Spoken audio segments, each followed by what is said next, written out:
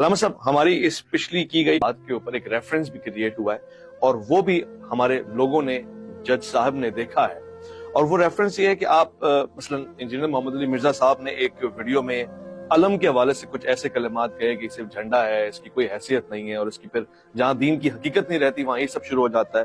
پھر ہم نے دیکھا کہ آپ ایک مجلس میں بیٹھے گئے اور آپ نے اس مجلس میں علم کی ہسٹری بیان کی اور آپ نے بتایا کہ کتنی کتابیں اس کی عزت میں لکھی گئیں۔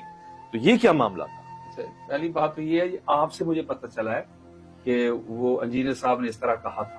میں نے ان کو مینشن کر کے کبھی بھی کسی کا جواب نہیں دیا۔ ہاں، وہ کسی پروگرام میں کوئی سوال کو کویسچن آ گیا ہوگا علم کے حوالہ سے، تو وہ میں نے جواب ضرور دیا ہوگا۔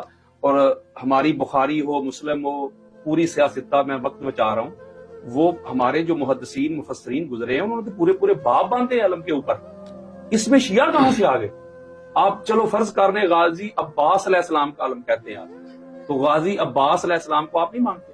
اہل سنت نہیں مانتے؟ یا مولا علی علیہ السلام کا علم، تو مولا علی علیہ السلام کو آپ نہیں مانتے؟ میں نہیں مانتا، ساری دنیا مانتی ہے۔ تو یہ علم جو آپ نے اٹیچ کر دیا، اس کو جوڑ دیا اہل تشیع کے ساتھ، یہ حق آپ کو کس نے دیا ہے؟ بلکہ خیبر کے روز میں آپ کو بتاؤں، خیبر کے روز جو پہلا علم بردار تھا یا علمدار کہہ لیں، ہماری مستدرک للحاکم میں میرا خیال ہے کہ 15 سے 20 احادیث پڑھی ہوئی۔ اس کے علاوہ بھی اہل سنت کی 20-25 کتابیں امام احمد بن حنبل تک، بخاری سے لے کے، کہ آقا علیہ السلام نے پہلا اپنا علم جس کو دیا وہ حضرت ابوبکر صدیق تھے۔ کہا ابوبکر یہ پکڑ علم، یہ میں ذمہ داری کے ساتھ کہہ رہا ہوں اور عوام کو کہہ رہا ہوں، کسی کو حوالہ چاہیے، ریفرنس چاہیے، وما علینا الا البلاغ، انبیاء کی سنت پہ میرا کام ہے صرف پہنچانا، کنوے کرنا، ڈلیور کرنا، منانا نہیں۔ اب حضرت ابوبکر صدیق علم لے کے گئے، حملہ کیا، مرب صاحب آئے، لشکر واپس تشریف لے آیا۔ میں ادب کے زمرے میں یہ بات کر رہا ہوں، کتاب میں ایسے نہیں لکھا۔ پھر اگلے دن آقا علیہ السلام نے علمدار چینج کر دیا، حضرت عمر بن خطاب کو علم دیا، آپ حملہ کریں، کمانڈر بن کے جائیں، جرنیل بن کے جائیں، سپہ سالار بن کے جائیں، آپ نے حملہ کیا، مرب صاحب آئے، لشکر واپس۔ اور جو کنورسیشن کرتے ہوئے لشکر واپس آیا ہے، جو اہل سنت کی کتابوں میں لکھا ہے، ویس بھائی میرا قصور یہ ہے کہ میں ببانگے دوہل حق بات بتاتا ہوں اور سنیت بتاتا ہوں، کہتا ہوں وہی بات سمجھتا ہوں جسے حق نے ابلہ مسجد ہونا تہذیب کا فرزند، اپنے بھی خفا مجھ سے ہیں بیگانے پتا خوش، میں زہر حلاہل کو کبھی کہہ نہ سکا کن۔ مشکل ہے کہ بندہ حق دین حق اندیش خشاک کے پودے کو کہے کوہ دماوند، جو آپس میں کنورسیشن کر کے آ رہے تھے وہ نہیں میں آپ کو سنا سکتا، ورنہ یہ پڑھے لکھے جہاں بھی فتوا لگا دیں گے، گستاخی ہوگی جو ہماری کتابوں میں لکھا ہوا ہے۔ آقا علیہ السلام نے اگلے دن پھر کمانڈر تبدیل کر دیا، ہر روز کرتے گئے کرتے گئے کرتے گئے۔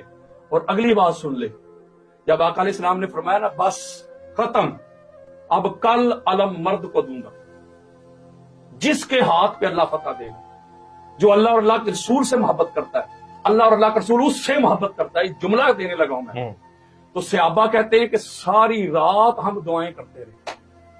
حضرت عمر بن خطاب کا فرمان سنو، وہ کہتے ہیں مجھ سے اللہ ساری زندگی بھر کی میری نیکیاں لے جاتا، کاش وہ جو کل والا علم علی کو ملا تھا وہ مجھے مل جاتا۔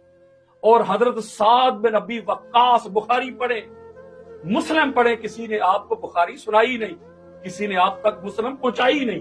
حضرت سعد بن ابی وقاص کہتے ہیں کہ میری زندگی بھر کی نیکیاں چلی جاتی، ہائے علم مجھے مل جاتا۔ تو صحابہ تو ساری رات دعائیں کر رہے ہیں کل والا فتح والا علم ہمیں مل جائے، حالانکہ پہلے بھی ان کو ملا تھا۔ لیکن الگ بات ہے کہ وہ علم سنبھال نہیں سکے تھے۔ یہ گستاخی نہیں کر رہا، حقیقت بتا رہا ہوں۔ اب کل والا علم اگر دوبارہ حضرت ابوبکر صدیق کو مل جاتا، یہ جملہ ہے کہ میرا، حضرت عمر بن خطاب کو مل جاتا، سعد بن ابی وقاص کو مل جاتا، خالد بن ولید کو مل جاتا، پھر مجھے بتائیں ہر سنی نے اپنے گھر میں علم سجانا تھا کہ نہیں؟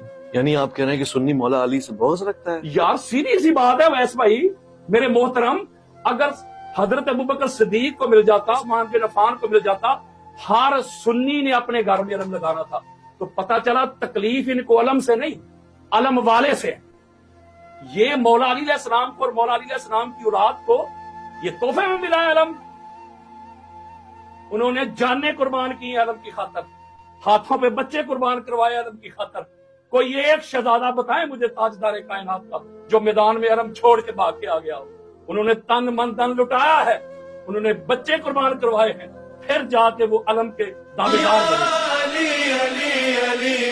ایسے ہوتے ہیں علی کے نوکر، ایسے ہوتے ہیں علی کے نوکر، ایسے ہوتے ہیں علی کے نوکر، ایسے ہوتے ہیں علی کے نوکر.